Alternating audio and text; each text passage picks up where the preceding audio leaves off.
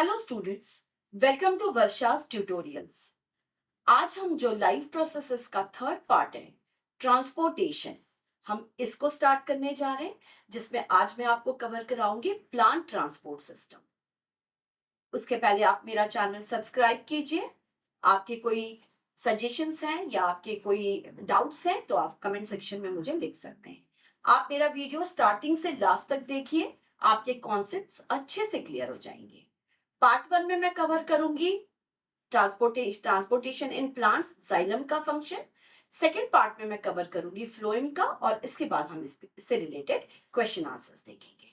तो इस चैप्टर के अंदर इस टॉपिक में मैं जो कवर करने जाऊंगी, first, what is transport system, why is it required. Second part हम करेंगे transport system in plants. Transport system in plants में हम देखेंगे जाइलम के कंपोनेंट्स और फ्लोएम के कंपोनेंट्स। इसके बाद जो हम कवर करेंगे mechanism of transport of water and minerals in plants, जिसमें हम कवर करेंगे root pressure and transpiration point, जिसे हम कहते हैं एसेंट ऑफ सेल। तो चलिए स्टार्ट करते हैं। तो चलिए हम स्टार्ट करते हैं लाइफ प्रोसेसेस का जो थर्ड पार्ट है, ट्रांसपोर्टेशन सिस्टम। हम इसको लेते हैं पहले। आज मैं आपको कवर कराऊंगी ट्रांसपोर्टेशन इन प्लांट्स। पहले तो हम देख लेते हैं कि ट्रांसपोर्टेशन होता क्या है। सिंपल इसमें है, ट्रांसपोर्टेशन होता है movement of substance from one part of the body to another part of the body. तो ये जो मूवमेंट ऑफ द सब्सटेंस है, ये जो लिविंग ऑर्गेनिज्म में होता है, इसे हम कहते हैं बायोलॉजिकल ट्रांसपोर्ट। बायोलॉजिकल ट्रांसपोर्टेशन क्या है? Movement of substance from one part of the body to another part of the body. अब हम देखते हैं कि जब ये हम ट्रांसपोर्टेशन की बात करते हैं तो हम देखते हैं कि एनिमल के अंदर देखते हैं या प्लांट के अंदर देखते हैं, हम देखते हैं कि ऑक्सीजन हम इनहेल करते हैं, CO2 हम एक्सहेल करते हैं। फूड हम जो लेते हैं, जो हमें आगे जाके एनर्जी प्रोवाइड करता है, वाटर हम ड्रिंक करते हैं, इसके अलावा कई न्यूट्रिएंट्स हम लेते हैं।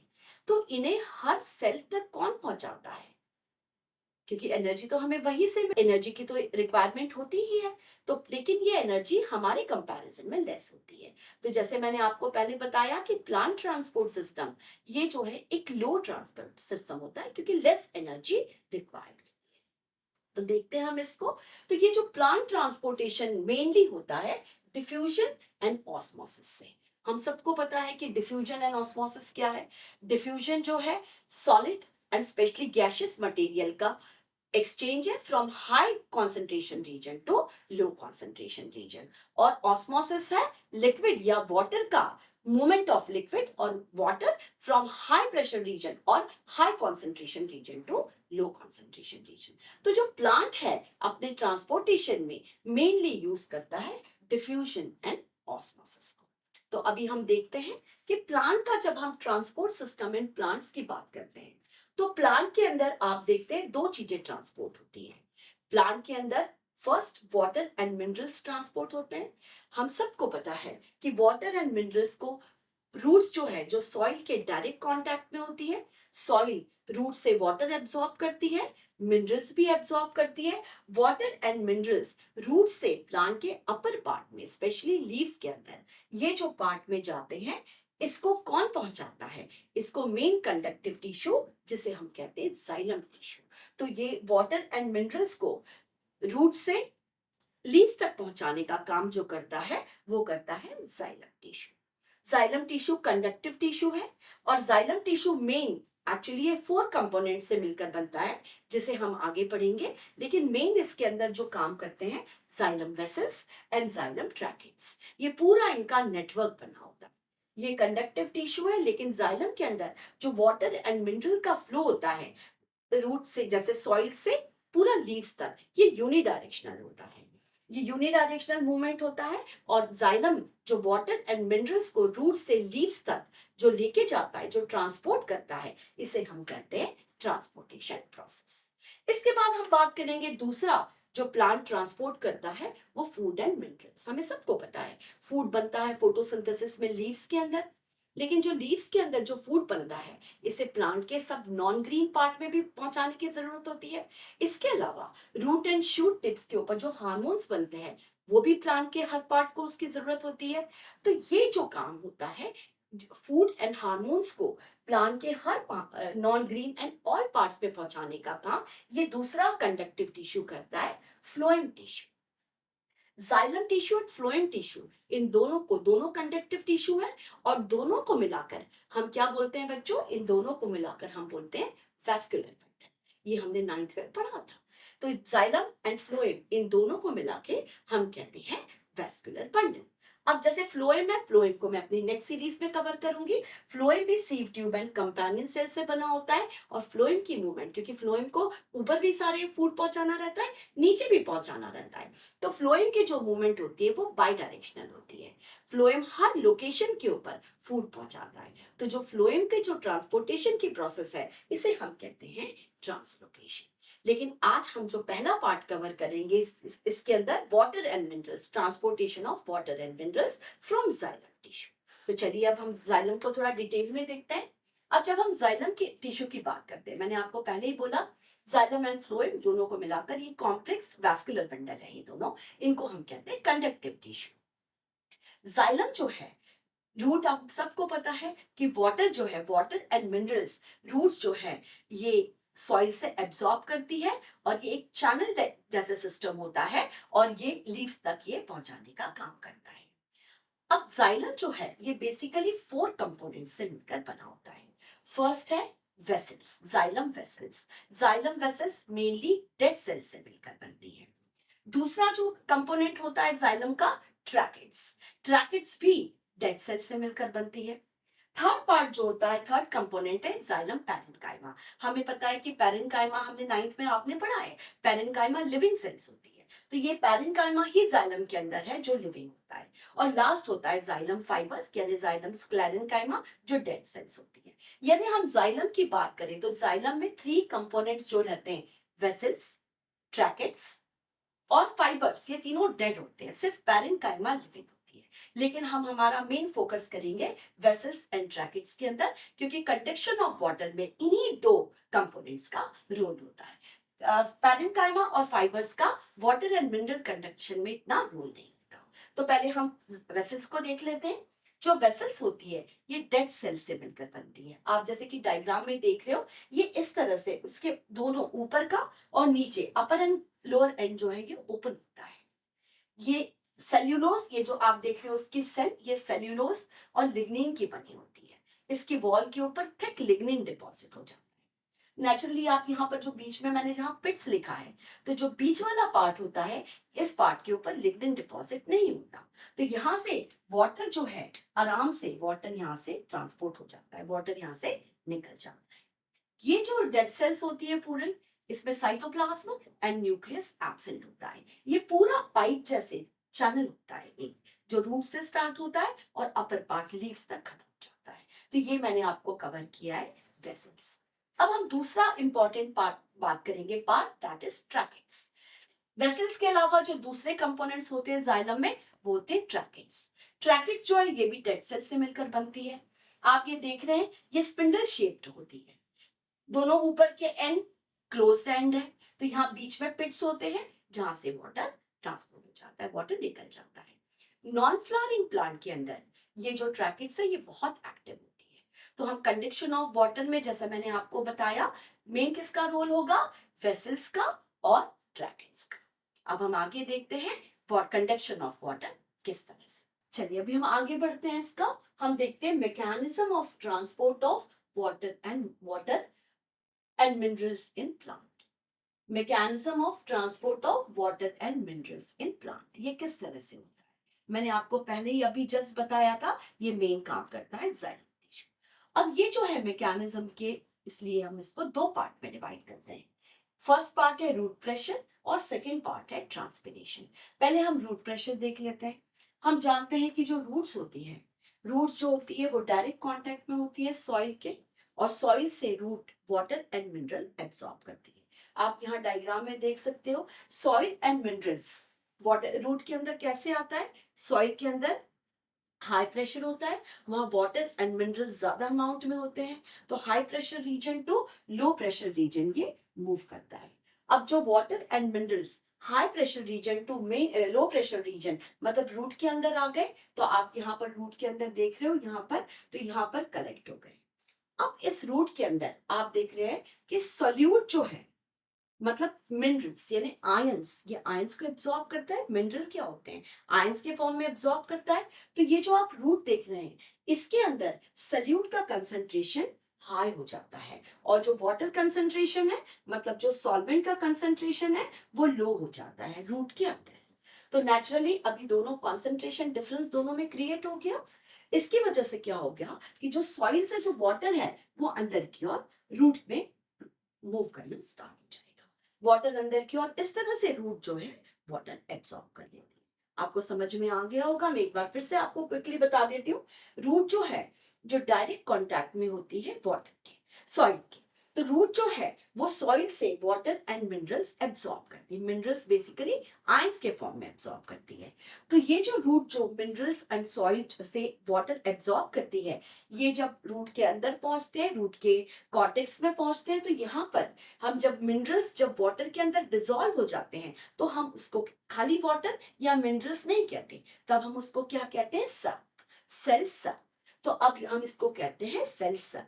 अब इस जो मेन रूट है, इसमें सेल सैप कलेक्ट हो जाता है, और इस सेल सैप के अंदर सल्यूट, मतलब जो मिनरल है, इसका कॉन्सेंट्रेशन ज्यादा हो जाता है, वाटर का कॉन्सेंट्रेशन लो हो जाता है। मतलब सल्यूट ज्यादा हो गया, सॉल्वेंट कम हो गया। और हमें पता है कि जो वाटर है वो ऑस्मोसिस के थ्रू हाई प्रेशर रीजन या high concentration region to low concentration region water की मूवमेंट हो जाती है। अब यहाँ दोनों के बीच में कंसंट्रेशन डिफरेंस आ गया, तो इसलिए जो वाटर जो है वो सॉइल से डायरेक्ट रूट के अंदर मूव करना स्टार्ट करेगा, सॉइल जिसे एब्सॉर्ब कर लेगी, और यहाँ पर अंदर कलेक्ट हो जाएगा, जिससे रूट में रूट प्रेशर बिल्ड होगा, जिसे हम कहते हैं रूट प्रेशर। अब यहाँ क्वेश्चन ये आता है, अब रूट से रूट के अंदर रूट प्रेशर डेवलप हो गया, मतलब हाई प्रेशर रीजन क्रिएट हो गया। अब हमारा जो आगे आप बात करेंगे स्टेम में, स्टेम में लो प्रेशर रीजन है, तो ये high pressure region to water and minerals यानी जो सेल सैप है वो स्टेम में मूव करेगा, और स्टेम से लीव्स में मूव करेगा।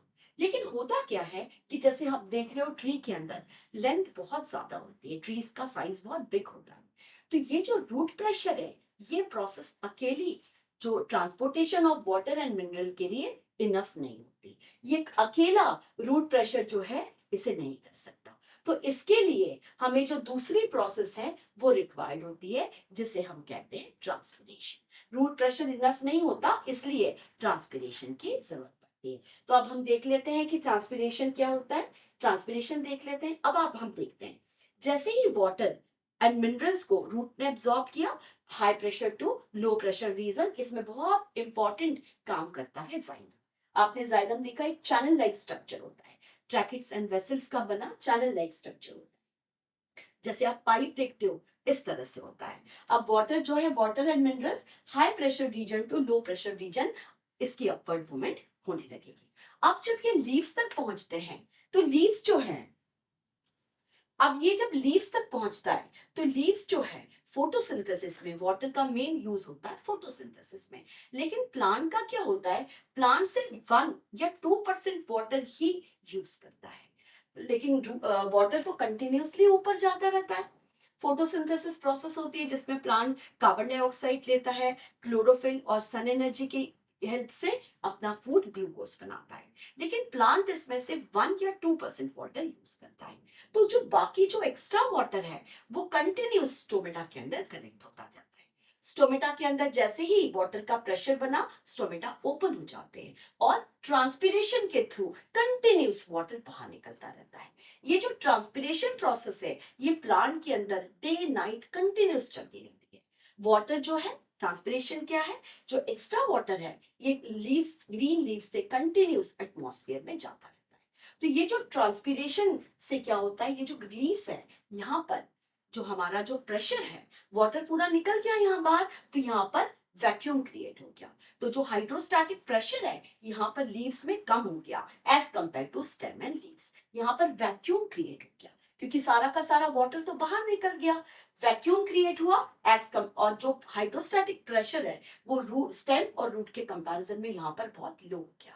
तो जैसे हम पाइप देखते हैं, वाटर जैसे नीचे से ऊपर टैंक में पाइप की तरह चलता है, वहां पर यहाँ वैक्यूम क्रिएट होने से यहाँ पर सक्शन डेवलप हो जाता है। और सक्शन डेवलप हो जाता है तो क्या करता है प्लांट जो है, ये जो यहाँ पर जो टिश्यूज हैं, ये सक्शन से जोर से पुल करते हैं वाटर नीचे से ऊपर, सक्शन करते हैं, तो वाटर जो है ऑलरेडी रूट के अंदर वाटर है, ये वाटर ऊपर की ओर चला जाता है। इसे हम कहते हैं ट्रांसपिरेशन पुल।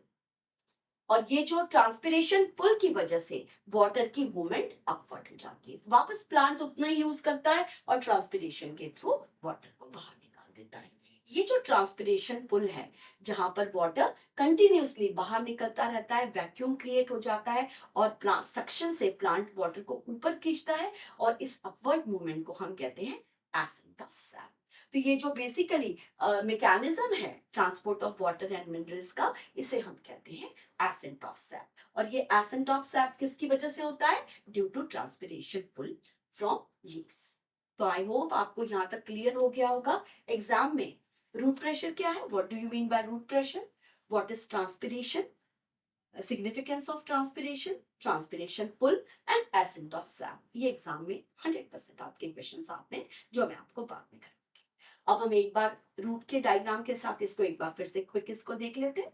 चलिए अब हम डायग्राम की हेल्प से, ये एनसीईआरटी का डायग्राम है जो बहुत इंपॉर्टेंट है, एग्जाम में आता है, हम डायग्राम की हेल्प से मैकेनिज्म समझ लेते हैं। आप यहाँ पर देख रहे हैं, यहाँ पर ये रूट हेयर है, ये जो रूट हेयर है, मैंने सिंगल रूट हेयर लिया है, ये रूट हेयर, ये आपको सॉइल पार्टिकल्स दिख रहे हैं जिसके अराउंड वाटर की फिल्म बनी है। बाहर की साइड में हाई कॉन्सेंट्रेशन रीजन रहता है, तो जो रूट हेयर है ये वाटर एब्जॉर्ब कर लेते हैं, वाटर जो है अंदर की ओर चला जाता है, high concentration region to low concentration region, water यहाँ पर आ गया। इसके बाद वाटर यहाँ पर हाई कॉन्सेंट्रेशन रीजन क्रिएट हो गया, तो अब यहाँ पर लो कॉन्सेंट्रेशन रीजन है, तो वाटर जो है मूव करेगा high concentration region to low concentration region, यानी वो रूट हेयर के थ्रू एपिडर्मिस में जाएगा।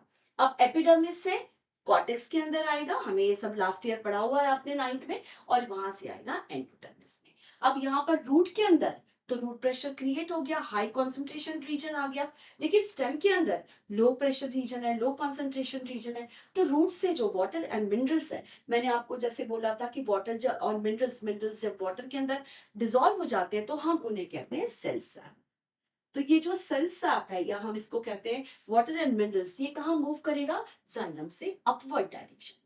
हमें पता है कि जाइलम की मूवमेंट हमेशा यूनिडायरेक्शनल होती है। जाइलम जो है वेसल्स एंड ट्रैकेट्स से बने होते हैं, तो ये जो वेसल्स है जैसे पाइप की तरह होता है, ये ऊपर की ओर जो हाई प्रेशर रीजन क्रिएट हो गया है, high pressure region to low pressure region, xylem से वाटर की मूवमेंट अपवर्ड होगी। अब ये वाटर यहाँ पर आ गया और ये आ गया ग्रीन लीव्स के अंदर। ग्रीन लीव्स के अंदर हमको पता है जो लीव है वो फोटोसिंथेसिस में 1 to 2%, और दूसरी जो बाकी मेटाबॉलिक एक्टिविटीज है उसमें थोड़ा बहुत वाटर यूज होता है, तो प्लांट टोटल 2% वाटर ही यूज करता है। जो बाकी वाटर आता है यहाँ पर स्टोमेटा के पास जो गार्ड सेल्स है वहां कलेक्ट हो जाता है। जब इसके ऊपर प्रेशर ज्यादा होता है तो गार्ड सेल्स ओपन हो जाती है, और यहाँ से आप देख रहे हैं ट्रांसपिरेशन के थ्रू वाटर बाहर निकल जाता है। ट्रांसपिरेशन ये कंटिन्यूस होने वाली प्रोसेस है, तो ट्रांसपिरेशन के थ्रू वाटर यहाँ पर निकल जाता है। अब यहाँ पर जब वाटर निकल गया तो आप देख रहे हो कि लीव्स के अंदर वैक्यूम क्रिएट होगा, वैक्यूम क्रिएट होगा तो ये सक्शन के थ्रू वाटर यहाँ पर तो ऑलरेडी रूट के अंदर तो ऑलरेडी है, तो सक्शन के थ्रू ये जो है ट्रांसपिरेशन पुल जिसे हम कहते हैं वो खींच लेगा और वाटर ऊपर की ओर चला जाएगा।